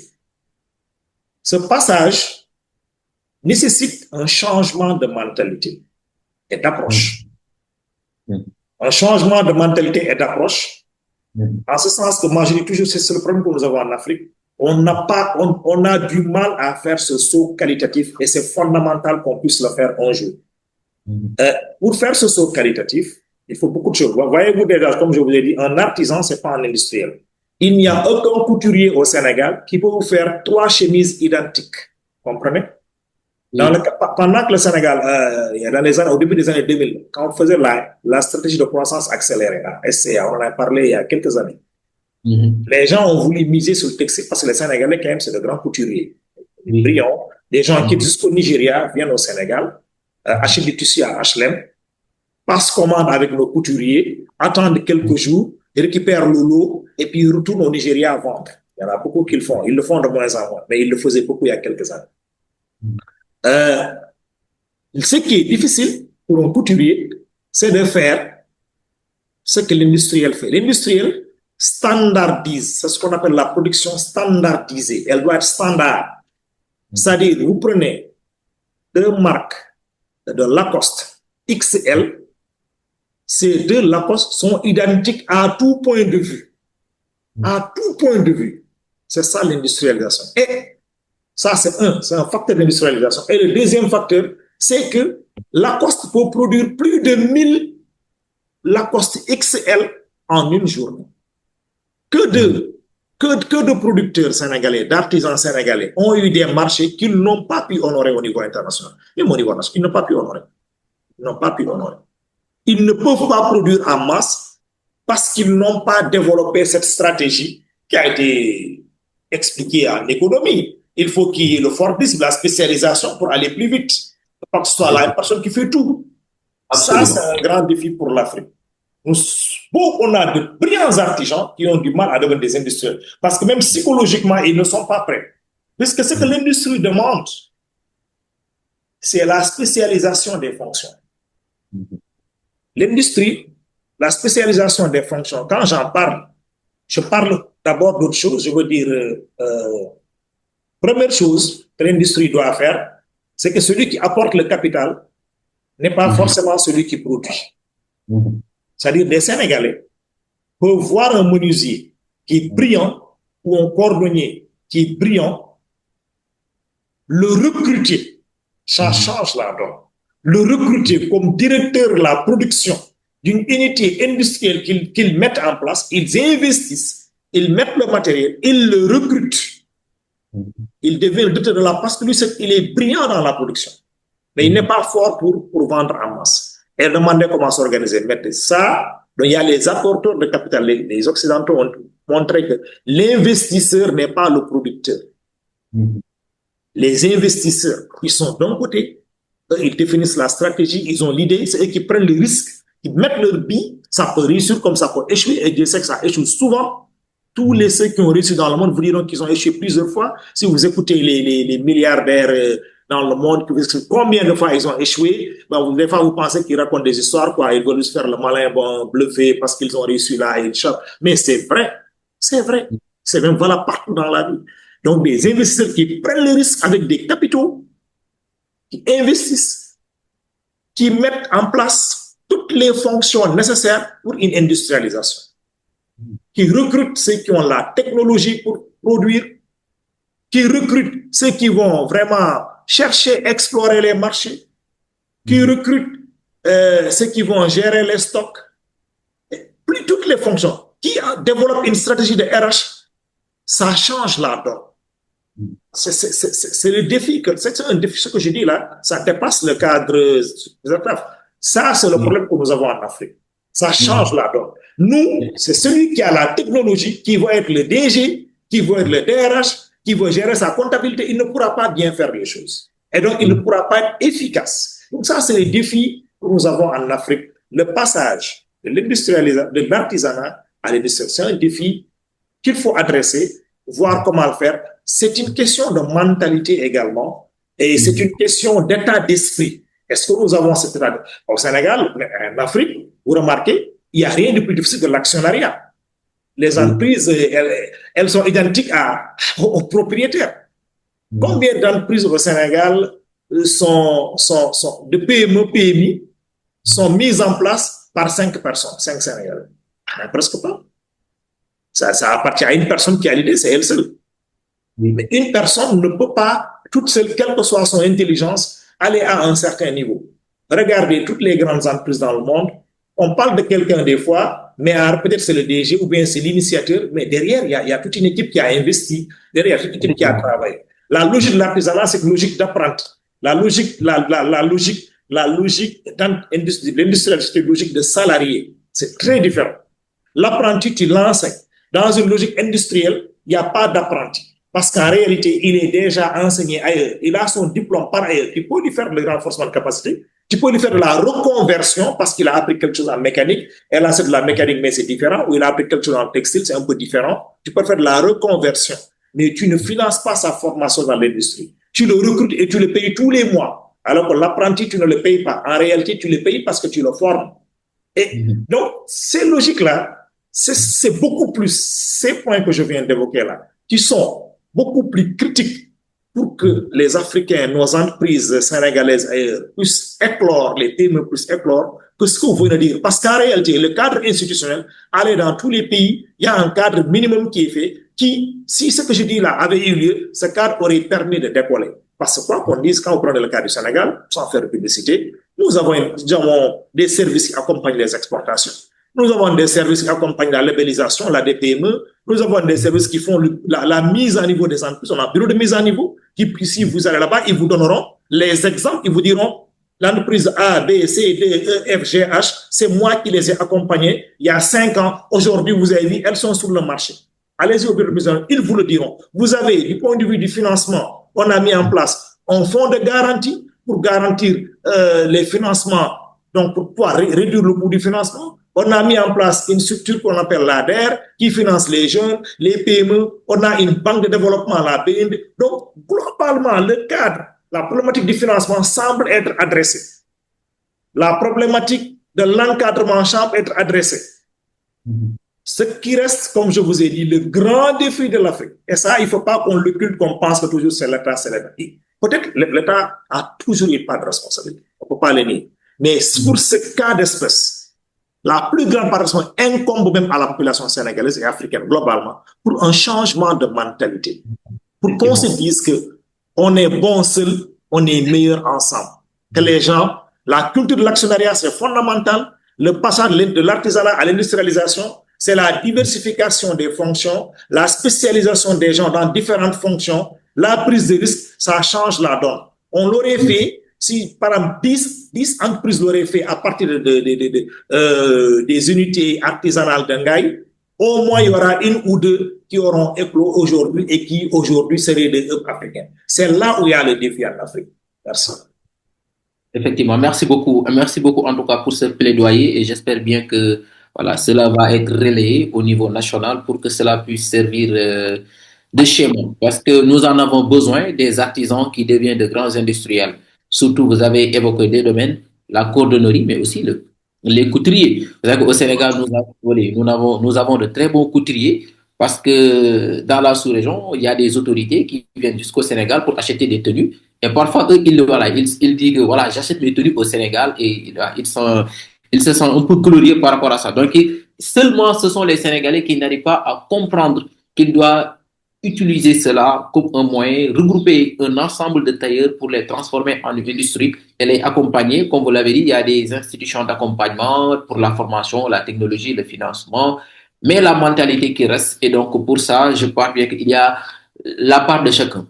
Tout un chacun a une part de responsabilité pour aider, en tout cas les Sénégalais, à changer de mentalité et aller vers l'industrialisation. Sinon, le marché sera un marché concurrentiel, parce que le marché sénégalais, c'est un marché très concurrentiel. Voilà, surtout les pays du Maghreb aiment beaucoup le Sénégal, ils viennent ici pour vendre le produit. Donc, il appartient aux Sénégalais d'être prêts et faire face à cela.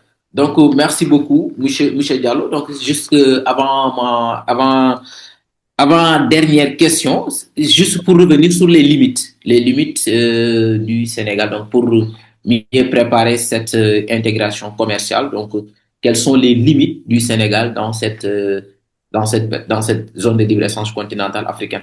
Parce que nous avons vu le Nigeria, qui est un grand pays économique, d'ailleurs même la première puissance économique de l'Afrique, a été très réticent au début de la ZLECAf. Donc, et pour des raisons économiques aussi. Bon, mais on a vu que le Sénégal, du Tigotac, nous avons signé et ratifié la ZLECAf sans études préalables. Est-ce que nous avons fait des études préalables avant la ratification? Oui, merci. Non, il y a eu des études qui ont été faites. Il y a une stratégie nationale sur la ZLECAf qui a été faite. Il y a des études qui ont été faites. Le Nigeria a été réticent, mais le Nigeria aujourd'hui, Dangote n'est pas réticent. Il aurait souhaité le faire. Dangote, il ne réfléchit pas comme le président du Nigeria. C'est quelqu'un qui s'est dit, moi, je dois dominer l'Afrique. Il a décidé aujourd'hui de dire que bon, il ne voit pas de raison. Il s'entoure aujourd'hui. J'ai lu un document sur Dangote. On me dit que le staff le plus proche de Dangote, il n'y a qu'un Nigérian. C'est pour vous dire qu'il faut réfléchir comme un club de football. Il a des Indiens qui l'aident. Il a des Chinois. Il a, je pense que quelques Ivoiriens. Il a, je pense, un Nigérian. Quand j'ai vu le staff le plus proche, il s'entoure des meilleurs. Il lève des fonds au niveau de la SFI, de la Banque mondiale. Il ne lève pas les petits fonds là. Il a investi 20 millions de dollars pour avoir la plus grande raffinerie d'Afrique. Lui, il est prêt. Il est prêt. Il va écraser les gens. Actuellement, Dangote exporte du kérosène en Europe. Il y a des compagnies aériennes européennes qui préfèrent acheter le kérosène avec Dangote que de l'acheter dans les pays occidentaux. C'est pour vous dire qu'il n'y a pas de règles définies figées. Avant qu'il ne mette sa raffinerie, le Nigeria était le premier client de la société ivoirienne de raffinage. La Côte d'Ivoire achetait le brut au Nigeria, le raffinait et le revendait au Nigeria. Donc, il n'y a rien de figé. Les pays les entreprises doivent avoir une stratégie conquérante, de conquête du marché. Maintenant, ce qu'on dit, c'est que les limites, c'est quoi? C'est que nos pays, aujourd'hui, vous prenez un pays comme le Sénégal, un des défis qu'il faut adresser quand même, c'est le coût de l'électricité. Le coût de l'électricité est élevé. Quand on compare le Sénégal à beaucoup de pays. Au début des années 2010, on avait un problème de déficit de production. Pour dire globalement, depuis que l'État a défini une stratégie, parce que depuis que l'État a compris que la Sénélec ne peut pas elle seule produire, il faut permettre à d'autres de produire et que la Sénélec agrège toute cette production-là et la vente. Ça améliore la production. C'est ça que le Sénégal a fait en réalité, avec ce qu'on appelle les producteurs indépendants, les Independent Power Producers, IPP. Donc, il y a eu des gens qui produisent du solaire par là, de l'éolienne par là, d'autres des centrales de Malicounda, centrales éoliennes. Donc, toute cette production, puisque on dit à un investisseur, si tu veux, tu investis, hein, tu produis, après tu revends à la Sénélec, c'est pas grave, tu injectes. Et puis, il discute avec la Sénélec sur un coup. Donc, la production, il n'y a pas trop aujourd'hui de défis de production. C'est-à-dire, mais il ne faut pas compter sur nos lauriers, parce que la population va augmenter. De toute façon, elle augmente environ de 3% chaque année. Donc, elle augmente. Et le niveau de vie augmente progressivement. Donc, par population, la consommation d'électricité augmente. Il y a un temps, il y avait le pourcentage des Sénégalais qui disposaient de climatiseurs chez eux était plus faible que maintenant. Voilà. Donc, on consomme beaucoup plus d'électricité. Quand vous voyez la construction de nos maisons maintenant, vous avez au salon, vous avez 6, 7 lampes là, 8 des spots. Donc, ça consomme plus qu'avant. Avant, c'était une seule lampe que vous mettez au salon. Donc, la consommation par tête augmente et le volume, le nombre de consommateurs augmente. Donc, la demande, elle est là. Donc, il ne faudrait pas qu'on donne sur nos. Donc, mais le grand défi, c'est qu'on doit avoir un tarif d'électricité compétitif, puisque ça améliore la compétitivité de nos entreprises. Le gouvernement en est conscient. Je sais que le gouvernement est en train de travailler sur la substitution du principal intrant en matière de production d'électricité. On veut quitter le flux qui est plus cher pour aller vers le gaz. En sus de ce qu'on fait déjà parallèlement, en sus des producteurs indépendants qui injectent essentiellement du renouvelable, du solaire et un peu de l'éolien. Ça aussi, c'est quelque chose qui coûte pas cher. Donc, mais l'enjeu pour l'État, le gouvernement du Sénégal, c'est la baisse des tarifs d'électricité et avoir une société très rentable, comme ça, qui ne dépendra pas des subventions de l'État. Ça aussi, c'est pas bien. Il faut qu'elle soit rentable et peut-être même un jour libéralisée. Voilà. On l'exclut pas. Libéraliser la commercialisation, puisque la production est déjà libéralisée. Plusieurs structures pour produire. N'importe qui peut aujourd'hui décider de produire pourvu qu'il s'entend avec la Sénélec sur le prix de rachat. Si la Sénélec lui dit que si vous entendez à tel, si tu produis, je dis que moi je veux produire, je vais m'installer dans telle zone. Je discute avec la Sénélec qui me dit il n'y a pas de problème. Moi, si tu veux me vendre, c'est à tel prix. On s'entend, le gars regarde le prix lui est rentable. Il dit je produis. Donc la production est libéralisée. C'est la commercialisation qui n'est pas encore. Voilà. Je veux juste le préciser. Donc le défi vraiment, l'électricité, c'est un défi majeur. Majeur. Aujourd'hui, il faut arriver à ça. Et l'État compte sur, comme j'ai dit, l'injection dans voilà, comme matière première de production d'électricité, le gaz. Parce que déjà, on a l'avantage d'avoir découvert du gaz. On en a beaucoup. On en a beaucoup entre le Sénégal, la Mauritanie et à Saint-Louis. Aussi, on en a beaucoup également à Kayak. Donc, puisqu'on dispose du gaz, on peut miser sur le gaz. C'est une option. Maintenant, le coût de l'investissement est très élevé. L'État y travaille pour mobiliser des financements, faire les investissements pour pouvoir brancher le gaz des sites de production à des centrales de production, des sites de production du gaz à des centrales de production d'électricité. Ça devrait être quelque chose qui réduit le coût de l'électricité. Pour moi, ça, c'est fondamental. On oublie souvent beaucoup de choses. On oublie souvent la ressource humaine. C'est le premier facteur de compétitivité d'un pays. C'est la ressource humaine. Surtout dans des technologies qui avancent. Plus la technologie avance, plus la ressource humaine devient déterminante. Par exemple, dans un domaine comme l'informatique, le premier facteur de compétitivité, c'est la ressource humaine. Tu as les plus grands programmeurs qui sont plus compétitifs que les autres, même si même des fois le courant coûte cher chez toi. Ça, c'est fondamental. Donc, la ressource humaine, c'est un facteur de compétitivité. Et ça aussi, il faut qu'on y travaille. Le Sénégal a des avantages. On a des gens bien formés, mais la compétition sera beaucoup plus accrue. On s'est rendu compte qu'on n'est pas aussi top en matière de ressources humaines. Même quand on a commencé à exploiter le pétrole, on s'est rendu compte, et le gaz, on s'est rendu compte que beaucoup de métiers ne trouvent pas, il n'y a pas de Sénégalais formés dans ces métiers. Parce que on a beaucoup mis dans l'enseignement général au Sénégal, beaucoup développé, mais la formation professionnelle et technique, il y a encore des défis. Or, c'est ça qui est le plus déterminant dans une industrialisation. On doit renforcer la formation professionnelle et technique, faire en sorte que, de façon générale, on puisse être compétitif. Ça, je pense que c'est quelque chose qui doit également aider les pays à être beaucoup plus compétitifs pour vraiment pénétrer les autres marchés africains. Il faut plus voir cela. C'est ça, en fait, ça, c'est des choses, c'est pas des tic au tac, il faut y travailler, les gens y travaillent, mais les résultats, c'est pas à court terme, mais ça, c'est des facteurs qui peuvent être des facteurs qui peuvent bloquer le Sénégal, des facteurs limitants s'ils ne sont pas levés pour pouvoir renforcer la compétitivité des entreprises sénégalaises dans le marché continental africain. Merci. Merci beaucoup, M. Diallo. Donc, juste la dernière question, qui est une question un peu diplomatique. Voilà, parce que ça aussi, je l'ai vu dans votre ouvrage. Le principal marché du Sénégal, c'est le marché africain. Mais le premier partenaire économique du Sénégal, c'est le Mali. Et voilà, avec l'insécurité qui gangrène ce secteur, est-ce que le Sénégal, voilà, ne perdrait-il pas à trop se concentrer sur le Mali? Parce que, voilà, avec la situation d'insécurité au Mali, mais aussi l'AES, l'Alliance des États du Sahel. Actuellement, si le Bénin fait partie de l'AES, donc, ce qui veut dire que l'AES aura sa propre côte, donc le Bénin.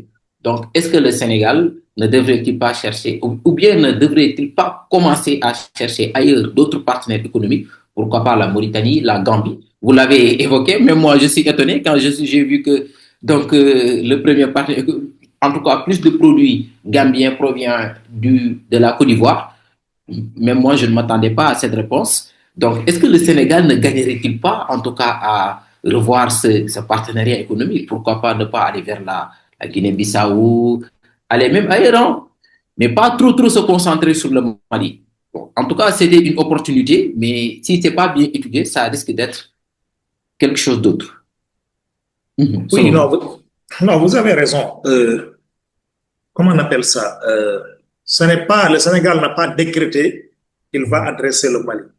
On n'a pas, c'est pas, les gens n'ont pas décidé, il n'y a pas une loi qui dit, écoutez, on va maintenant, les entreprises là, allez-y vendre au Mali. Non, ça ne se fait pas comme ça se fait nulle part comme ça.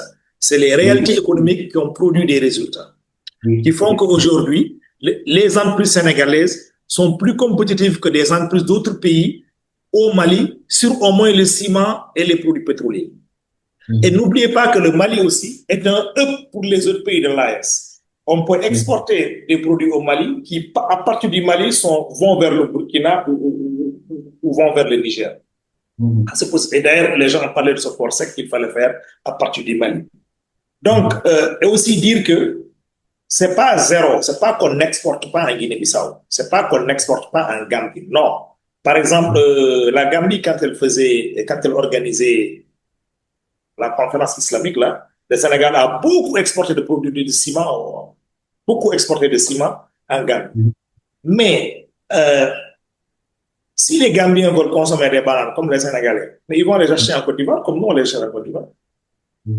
C'est le tissu industriel du pays qui explique pourquoi l'autre pays achète là-bas. Les Gambiens, c'est pas qu'ils ne nous aiment pas, qu'ils achètent les bananes, c'est pas ça.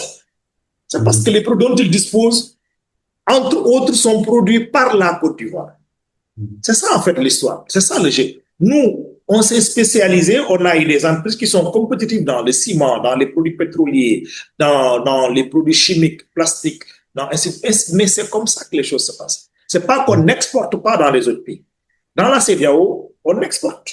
Au Mali, effectivement, on exporte. Mais je pense que la Guinée est les deuxièmes clients. On exporte dans ce pays également, beaucoup. Parce que, aussi, n'oubliez pas que les pays limitrophes du Sénégal, c'est pas des pays très peuplés.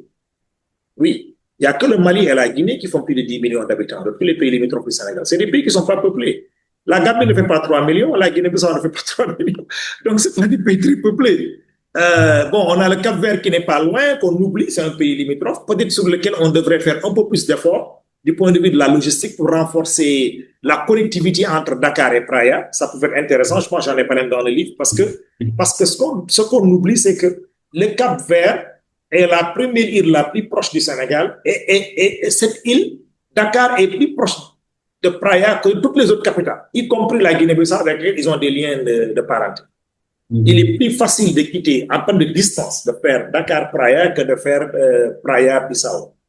Et il y a une dizaine d'îles derrière le Cap-Vert, une dizaine d'îles qu'on ne connaît pas trop, hein, qui sont entre le Cap-Vert et peut-être des pays d'Amérique latine vers le Brésil, qui pourraient également être des arrière-pays. Donc, en termes de marché, le Cap-Vert pouvait être un pays relais également pour élargir des débouchés. Mais comme j'ai dit, on exporte dans les autres pays.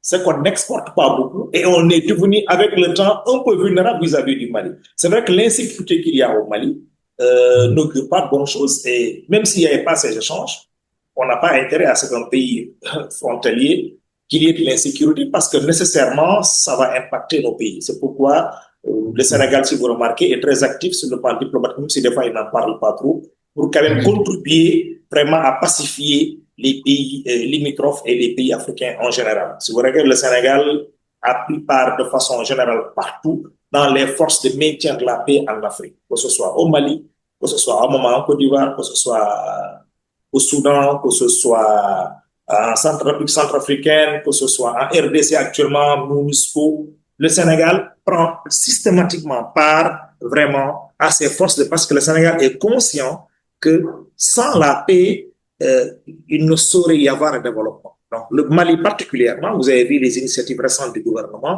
pour essayer d'engager en tout cas une surveillance mixte entre le Sénégal et le Mali sur les zones frontalières et d'aider le Mali à pouvoir vraiment contenir vraiment ces troubles qui sont regrettables, vraiment qui perturbent le Mali, qui créent des déplacés, qui fait des victimes civiles, qui perturbent l'approvisionnement du Mali. Ce que nous avons remarqué de toute façon, c'est que même au cours des derniers 2025, on regardait ça récemment, pour les produits pétroliers, apparemment, malgré les difficultés, on a pu exporter beaucoup au Mali en 2025 également. Sur le ciment, ça a un peu baissé par rapport à l'année dernière. Donc ça c'est vrai qu'il faut diversifier, il ne faut pas s'en tenir. Mais il n'y a pas que le ciment et le produit pétrolier. Il faut qu'on puisse exporter davantage d'autres choses. J'ai cité beaucoup de produits. Le Sénégal a l'ambition d'être un hub pharmaceutique. Il faudrait qu'on produise beaucoup de produits pharmaceutiques à terme et qu'on puisse avoir des produits génériques. Les produits agricoles aussi, on n'en parle pas beaucoup, mais il y a plusieurs de nos produits dans les champs alors qu'ils auraient dû être exportés dans la sous-région. Non, même consommer d'abord au Sénégal. Avant de l'exporter, même consommer. Donc, pour les produits agricoles qui pourrissent, ils pourrissent dans le champ, c'est vrai, parce que aussi, on est toujours à l'ère artisanale. On n'a pas suffisamment d'infrastructures de stockage pour pouvoir stocker. Voilà, l'État essaie de faire des efforts pour réguler les marchés quand sur les produits horticoles. Le Sénégal a fait beaucoup d'efforts en matière d'exportation de produits horticoles au cours des dernières années. Bon, sous les mangues, ainsi de suite, voilà. Et certains produits horticoles tels que je pense, voilà, le haricot vert et tout. Effectivement que il y a des défis pour que les produits agricoles puissent être exportés. Il y a des défis. Moi, je préfère même que les produits agricoles puissent être transformés avant d'être exportés. Parce que les défis, c'est l'industrialisation. L'exportation de produits primaires n'a pas trop d'impact. Ça n'impacte pas. On peut avoir une niche pendant quelques temps. Elle n'est pas durable.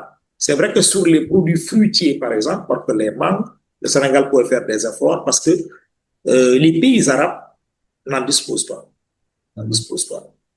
Les pays arabes ne disposent pas de mangue et il y a beaucoup de pays arabes dont le niveau de vie a beaucoup augmenté.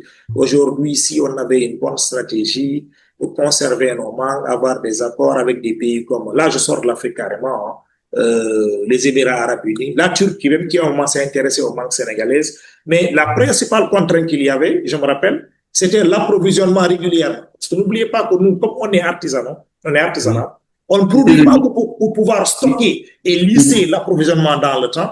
C'est à un moment, il y a beaucoup, après, il n'y en a rien. C'est ça. À un moment, il y en a beaucoup parce que c'est la période de la récolte. Après, il n'y en a plus rien. Et un pays n'aime pas ça. pays n'aime pas ça. C'est comme aujourd'hui, un pays, donc les produits agricoles étant saisonniers, il y avait à l'époque une stratégie pour pouvoir voir si on peut prendre des mangues, c'est-à-dire des exportateurs sénégalais exportent des mangues sénégalaises, ensuite des mangues maliennes, ensuite des mangues d'autres pays, et ainsi de suite, faire le tour des pays de la sous-région pour pouvoir en tout cas assurer la régularité de l'approvisionnement. Parce qu'un client n'accepte pas l'irrégularité. Tu ne peux pas lui dire que bon, moi je vais te vendre du pain, mais bon, les 3 mois là, je ne fais pas du pain. Il va dire non, c'est pas possible, je préfère acheter quelqu'un qui me donne du pain tous les jours. Tous les jours. Donc, c'est le problème que nous avons avec nos produits agricoles. Ça veut dire que d'abord, ça signifie qu'on pense qu'on produit beaucoup, on ne produit pas beaucoup, je suis désolé. On ne produit pas beaucoup. Seulement, le peu qu'on produit, beaucoup, oui, on ne produit pas beaucoup. Parce que c'est sûr que si on produisait beaucoup plus qu'on l'imagine, les stratégies de conservation se seraient développées davantage. Parce qu'il y a aujourd'hui des débats sur ça. L'État a mis en place un organe de régulation de récépissé d'entrepôt pour favoriser en tout cas le développement des structures de stockage de produits agricoles. Ça n'avance pas beaucoup parce que dans ce que je vous dis, non, c'est pas aussi important que ça. Et c'est comme le riz, par exemple, j'ai vu un débat qui était très intéressant entre producteurs de riz et transformateurs du riz paddy. Les transformateurs du riz paddy dans la vallée se sont plaints auprès des producteurs. Leur ont dit, vous nous avez chanté pendant des années que vous produisez beaucoup. On a investi dans la transformation.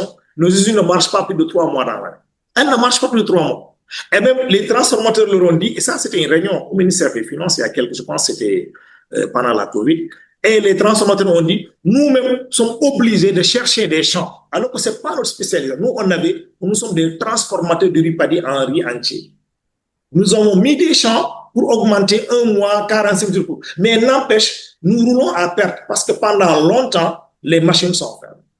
C'est-à-dire qu'on ne produit pas aussi important, le production n'est pas aussi importante qu'on l'imagine au Sénégal. La production industrielle, c'est une autre échelle. On ne peut pas l'imaginer parce que nous sommes un pays en développement qui pense qu'on produit beaucoup de choses. On pense que quand on va à les banques qui pourrissent en Casamance ou à Thiès, ici, là, à Pau, on pense qu'on produit. Mais on ne produit pas beaucoup. Il faut qu'on produise davantage. Et pour produire beaucoup, il faut être compétitif. Pourquoi? Parce que pourquoi on ne produit pas beaucoup? C'est parce qu'on n'est pas très rentable. On n'a pas des rendements élevés. Pas des rendements très élevés. Plus on aura des rendements élevés, plus on a des rendements élevés, plus on pourra produire beaucoup dans un espace beaucoup plus réduit. Parce que ce n'est pas l'extension qui va faire la production. Une production qui ne s'accroît que de façon extensive n'est pas une production rentable. Donc, elle ne peut pas perdurer. Donc, ça, c'est les défis. Je suis d'accord qu'il y a des produits agricoles sur lesquels on doit miser, mais ne perdons pas l'esprit. L'enjeu, c'est la compétitivité, c'est la rentabilité, c'est les rendements qu'il faut augmenter. Donc, c'est de la recherche, c'est de la formation, c'est de l'équipement. C'est sur ça qu'il faut jouer pour être un pays qui dispose d'entreprises suffisamment prêtes pour conquérir l'Afrique, voire le monde. Merci beaucoup, M. Diallo. En tout cas, il faut revenir, hein, il faut réécrire. Tout à l'heure, vous avez dit que non, vous n'avez plus le temps, mais il faut revenir sur la ZLECAf parce qu'il y a beaucoup de questions. Voilà, qui en restent, notamment les règles d'origine. Bon, ça, ce sont des questions un peu techniques. Et bon, puisque l'ouvrage a été publié en 2022 et depuis, il y a une avancée, surtout sur les protocoles. Donc, il y a pas mal de questions qui méritent encore d'être élucidées. Et vraiment, moi, personnellement, j'attends votre contribution scientifique. Donc, quel est votre mot de la fin? Mais juste pour dire une chose, ça, c'est ma mère personnellement qui m'a parlé de ça. C'est-à-dire, si les Sénégalais font des efforts, ils peuvent en arriver. Parce que elle m'a raconté qu'à l'époque, donc il y a peut-être 15 ans, 20 ans en arrière, au Sénégal, on importait des produits de volaille. C'est-à-dire, Oui. bon, les cuisses là, je ne sais pas. Voilà. Mais aujourd'hui, le Sénégal, c'est un grand pays producteur de volaille et d'ailleurs, nous en vendons même dans la sous-région. C'est-à-dire, si nous parvenons à faire des efforts, voilà, on peut être top et arriver voilà, au niveau dont nous pourrons être encore beaucoup plus significatifs sur le marché commercial dans le continent. Donc, M. Diallo, quel est votre mot de la fin? Ok, merci beaucoup. Sur la volaille, si vous permettez, il y a une mesure qui est prise depuis bientôt, en tout cas plus de 10 ans, depuis bientôt 20 ans, je pense, qui interdit l'importation de volaille. Ça a permis de développer la production de volaille. Ça a créé une chaîne de valeur où l'État, à l'exception de cette mesure, n'intervient presque plus parce qu'il y a des entreprises qui sont positionnées sur l'aliment. Voilà. Ça a créé une chaîne de valeur. Donc, la volaille, on peut trouver de l'alimentation pour la volaille. Il y a un groupe de vétérinaires dans ce pays qui ont rendu accessible l'élevage de volaille en quantité sans pour autant qu'on soit vétérinaire. Ils ont simplifié le protocole de façon très simple en vous disant que la première semaine, vous donnez tel produit, vous faites ceci, vous faites cela. Bon, après, il y a l'aliment de croissance. On a un protocole calé. Je dois dire que sur la volaille, nous ne sommes pas encore suffisamment compétitifs. Je dois le dire objectivement, sincèrement. Parce que pour que la compétitivité de la volaille se mesurera sur les nombres de jours nécessaires pour que le poussin puisse atteindre un poids acceptable. D'accord. Voilà. Vous prenez un pays comme le Maroc, encore une fois, ils font 25 jours, ils peuvent vous sortir une poule là qui vous fait 2 kilos. Wow. Le plafond, c'est 45 jours. Au Sénégal, beaucoup d'agriculteurs arrivent à faire 40 jours, 38 jours, 37 pour avoir 1,5 kg, 1,3 kg. D'ailleurs, on n'harmonise même pas. Donc, et je vous dis, le gouvernement du Sénégal subit beaucoup de pression pour lever cette interdiction. Beaucoup de pression au niveau de l'OMC. Et beaucoup de pression de pays, y compris les États-Unis, qui ne cherchent qu'à intégrer le marché, à pénétrer le marché. Ce qui veut dire que nous avons créé un écosystème, c'est intéressant, par une mesure réglementaire mais il faut qu'on fasse davantage d'efforts. J'ai dit, on a gagné le premier pari, on a démystifié la production avicole, maintenant on sait le faire. Tu n'as pas besoin de faire des poussins. Il y a des entreprises qui te font les poussins, tu achètes les poussins, tu viens, tu achètes l'aliment, et puis tu respectes le protocole et tu produis suivant certaines conditions. Il faut que ce soit, il y en a maintenant, il y a de grands exploitants. Comment ça va, de grands exploitants qui exportent beaucoup. Il y en a une poignée qui même exportent, comme vous dites, dans les marges. Je connais un, on m'a dit qu'il exporte même dans les pays arabes. Ça, j'ai dit bravo. Ça, c'est excellent. Parce qu'on m'a dit qu'il fait 80 000 poussins. Quand il fait entre 80 000 poussins qu'on pend en 30, ce qui est excellent. C'est pas les bandes de 100, 200 qui vont changer la donne. C'est les 80 000 poussins, les 200 000 poussins, les 500 000. C'est l'échelle qui va faire entrer les choses. Et donc, je pense qu'on doit travailler davantage sur ça pour améliorer la compétitivité, pour qu'on n'ait plus besoin de cette mesure, pour qu'on soit suffisamment prêt qu'on n'ait plus besoin de cette mesure. Un jour qu'on dise même que les gars, vous pouvez la lever parce que personne ne pourra nous donner le pion en Afrique. On est devenus les meilleurs. C'est ça, je pense, qu'on doit faire. Mais c'est intéressant que cette mesure ait été prise parce qu'elle a permis de mettre en place cet écosystème, de créer une chaîne de valeur. On ne l'a pas encore réussi dans l'aquaculture. C'est un autre défi. On ne l'a pas réussi dans l'aquaculture. Parce que là, on a du mal à avoir des alevins. L'aliment aussi n'est pas produit par les industriels parce que quand vous dites pour le moment c'est pas rentable, la demande est faible. Bon, c'est un problème d'œuf et de poule. On ne sait pas si c'est parce que la demande est faible qu'ils ne doivent pas produire ou c'est parce qu'ils ne produisent pas que la demande est faible. Bon, on ne sait pas. Bon, ça, c'est le plus compliqué en économie. Mais ce que je veux dire, c'est quoi? C'est que le maître mot, c'est que c'est la compétition, c'est l'amélioration de la productivité de nos entreprises, la compétitivité de nos entreprises. Ça, c'est le maître mot. On doit en faire un cheval de bataille pour aller conquérir l'Afrique. Comme on a conquis l'Afrique dans le football, on doit conquérir l'Afrique en économie. On doit être les champions d'Afrique en économie. C'est possible par les ressources humaines nécessaires. C'est ça mon dernier mot. Je vous remercie. Merci beaucoup, Michel Diallo. Donc, en tout cas, personnellement, je vous remercie. Et c'est un grand honneur pour moi de vous accueillir aujourd'hui, voilà, à ce panel, ainsi que tout l'ensemble des membres du laboratoire. Merci beaucoup et merci beaucoup à nos téléspectateurs. Je vous donne rendez-vous très prochainement pour un prochain numéro. Merci. Merci. Merci.